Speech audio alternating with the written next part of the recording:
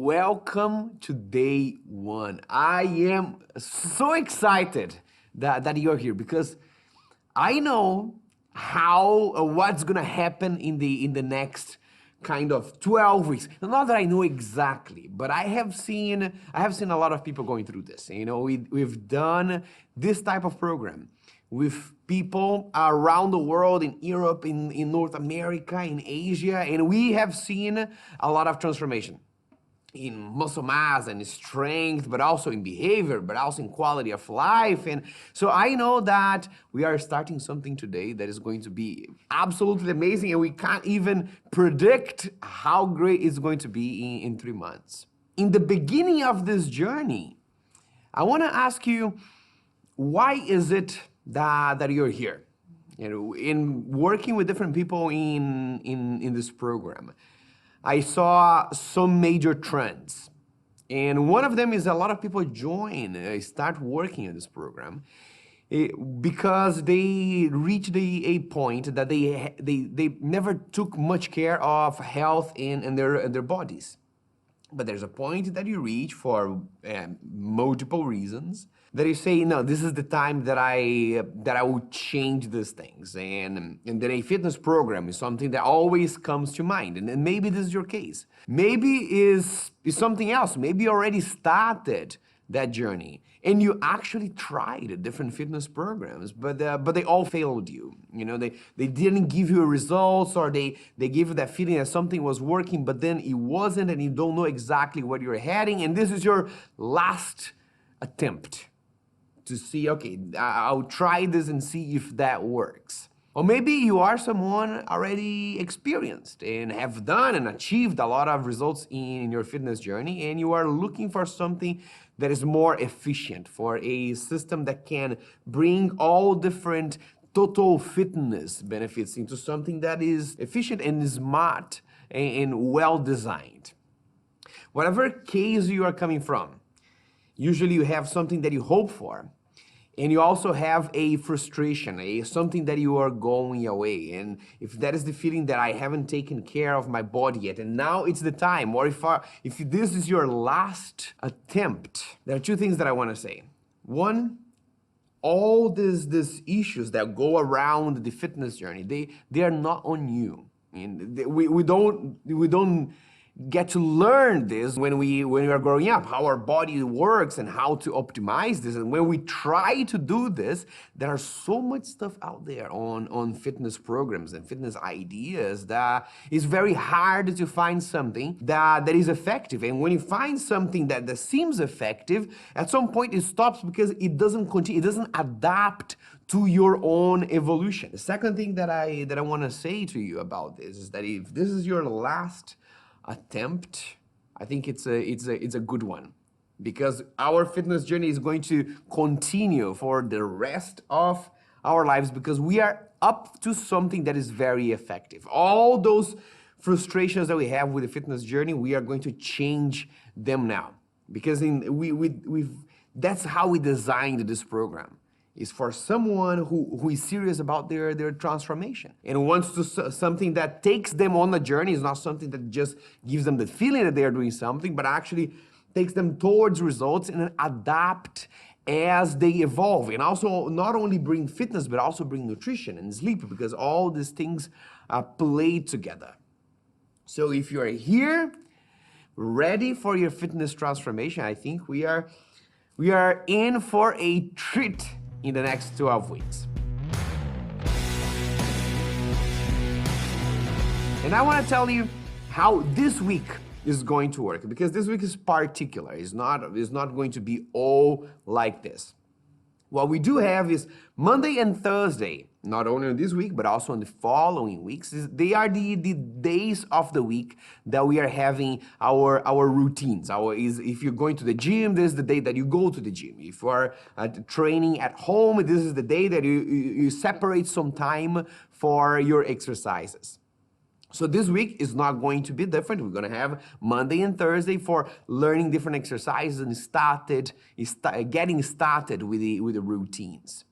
Then on Tuesdays, this week and also going forward, we have more of a conversation, a content video that will address in the beginning a couple of things regarding muscle growth, but then we'll very soon change into nutrition. I have a big block on nutrition, and later on the quest, also on Tuesdays, we're gonna have some videos on sleep. So this is the days that we are working on this supportive pillars to fitness. This week, also, on Wednesday and Saturday, we are going to have fitness tests, the assessments that tell us where we are at when we are starting. And for those, even though we are going to do exercises, they are all done at home. So even if you are doing your training in the gym, this week, you don't need to go to the gym on Saturday or on Wednesday, because all the tests, we do them with our body weight. And then also on Friday, that is the remaining day, we are going to have some health-related tests. We're going to measure body weight, but also I'm going to ask you to measure some things on blood tests and blood pressure. So if you want to do these things on that day, you may want to have an appointment in either a hospital or a doctor clinic that can get these tests for you, but you're gonna know more details on that day. But if you want, you can just separate sometimes. This is the overview of the week, so you know how to manage the agenda. Let's see what is we are learning today. Today we are starting with the 3 main movements that we are going to use for our workout routines.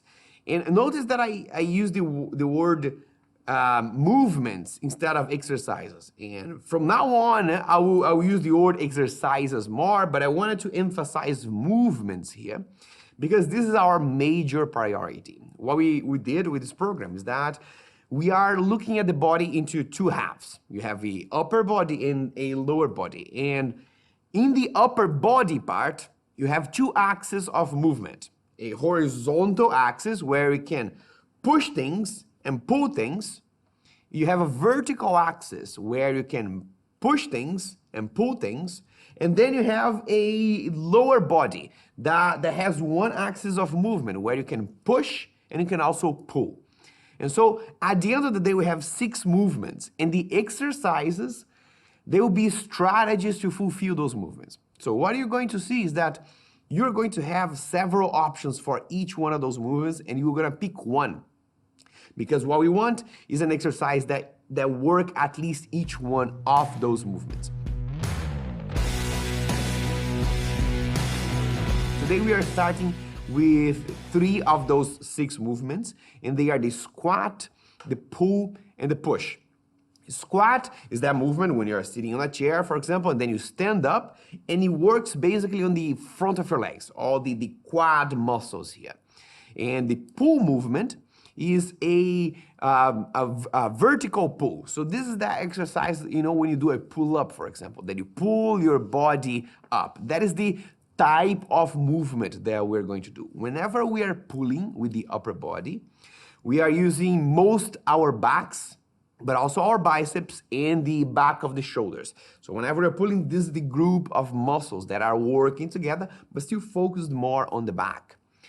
And the push movement is a horizontal push. So it's that type of movement when you do a push-up or a dumbbell bench press, for example. Whenever we are pushing with the upper body, we are using our chest mainly, but also supporting that movement. You have your shoulders and the triceps, there's the back of the arms. So now we hit upper body and lower body, and today we're not doing a whole routine or workout. What I want is that we do the process that we call trials. Trials is the process that happens every time that you learn a new set of exercises, that you are experimenting with a different type of movement. And so you will be exposed to all the different options of exercises for that movement, and you need to pick one. So the trial is the process that you choose what exercise works best for you. For each one of those movements, you will find videos on this day that will show you different alternatives of exercises for them. So for example, you see the squat, you see a wall ball squat, you see a leg press, and for the push, you're going to see a push-up or a dumbbell bench press. So you see all the options there. The first thing that you have to do is watch those videos and then filter those options depending on the equipment that you have available. So some of those exercises that you see that they are gym only because they use a machine, and unless you have a leg press machine in your living room, which probably you don't, so these exercises will be only for the gym. And if you are only working out at home, then you filter, okay, these exercises, they're not available for me because I don't have the equipment. Whenever I go to the gym, they will be. So now you choose a subset of those exercises based on the equipment that you have available, and then you pick one that you feel like there is no best option. And throughout the next couple of months, we're gonna rotate through them anyway. So I'll pick one, I'll try those exercises and say, hey, for the squat, actually the goblet squat feels very nice to me, and I wanna start with that. So you choose one form of exercise for each one of those movements. Once you pick that, then the process of trials is just to start with 3 different sets. So let's say that I picked the wall ball squat for my squats.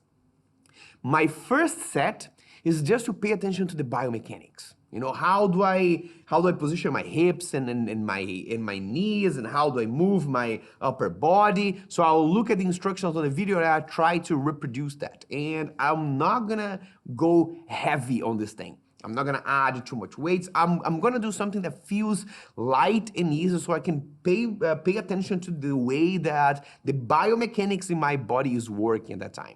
So I'll do a couple of repetitions, there's no number, maybe 10, maybe 15, maybe 20, how many I see that gives me a good practice. And then I'll do a second set. In the second set, I will only pay attention to the breathing patterns. So when do I breathe in and when do I breathe out while I'm doing that exercise? So a couple of repetitions. And on my third set, I will pay attention to mind-muscle connection. So now I will do the repetition with a specific tempo, with a specific pace that I will tell you in a minute what it is.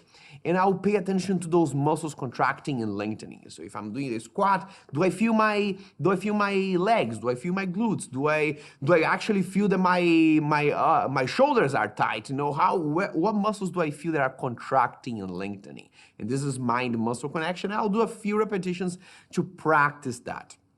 Once I did these 3 sets of practice, then I'll make this exercise a little heavier. Then I'll add weights. If I am doing a wall ball squat, I'll get a little, some few dumbbells. If I am doing a goblet squat, I'm getting a heavier dumbbell, up until I get to a point that I can only do 12 standard repetitions to failure. So now let's talk about what these 12 repetitions to failure are. When we talk about repetitions, if I ask you, do some squat repetitions, there are so many options. You can go fast, you can go slow, you can hold on top and hold at the bottom, and there are many ways. And to avoid all these variations, to make sure that we are in an effective way of training, we standardized the repetitions for this program. Every repetition will have 5 seconds in total. We're gonna do this with a specific pace. Any repetition of any exercise has 2 phases. One phase is the eccentric phase, and the other is the concentric phase. Eccentric is also called the negative part of the exercise. It's when you are releasing a weight. So if you're doing a squat, I start standing, and from standing to squatting, I'm not pushing with my legs. I'm actually releasing my body, and the gravity is doing the work. I'm just controlling this. So this is the eccentric part of the movement. If I am doing a push-up, I start with my arms straight, and then as I lower my body, I am releasing the weight. This is the eccentric part. If I am doing a pull, this will be different, because the eccentric of the pull is when I already finished the half of the exercise, so I pull myself, And when I am releasing my body, or if I'm doing this with a bar, when I'm releasing the bar, this is the eccentric phase. Eccentric is always when you are releasing. And whenever we do an exercise in this program, the eccentric will take 3 seconds. So it's a slow part of the movement. The concentric is the opposite. Concentric is when you contract the muscle. So this is how you remember. For the squat is when I stand up. For the push-up is when I push myself up. And for the pull is when I pull my body up or the bar close to my chest, when I make the effort. For this program, every time that we do a concentric phase of a repetition, it will take 2 seconds. So at the end, each repetition takes 5 seconds. And it's a very slow and controlled repetition. This will ensure that each repetition has quality.